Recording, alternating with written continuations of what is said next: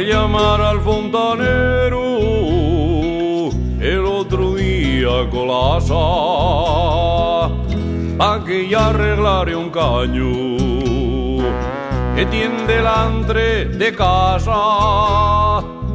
En cuanto y metió la mano, no topé donde corría y dicho y peristillao, está rota la tobería. Mujer como y es tan boba, haber avisado primero, esto tiene muy mala obra, va a costar mucho dinero. Yo lo que puedo hacerte, le he dicho mingua colasa y tapate si furacu y métete el agua en casa.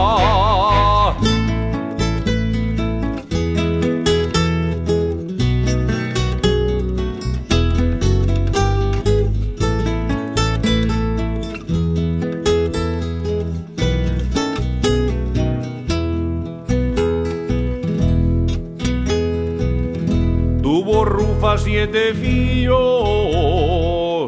rochos como la azafrán, y el octavo salió y prieto,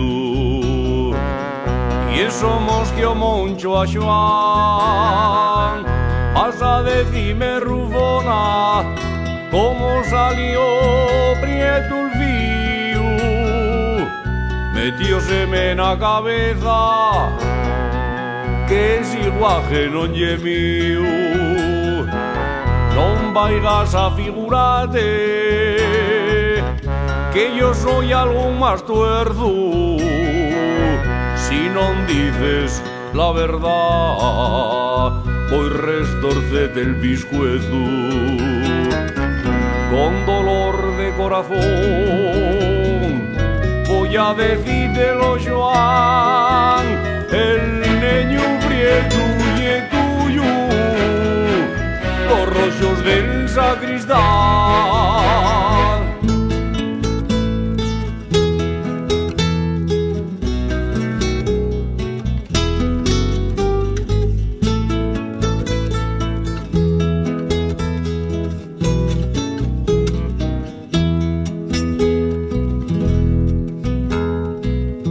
Baixo el jueves al mercado, el fanfarrón de Vicente anda siempre espatuchando, dándoseles de valiente. Llamó la moza a un portal y dijo: toma Pilar,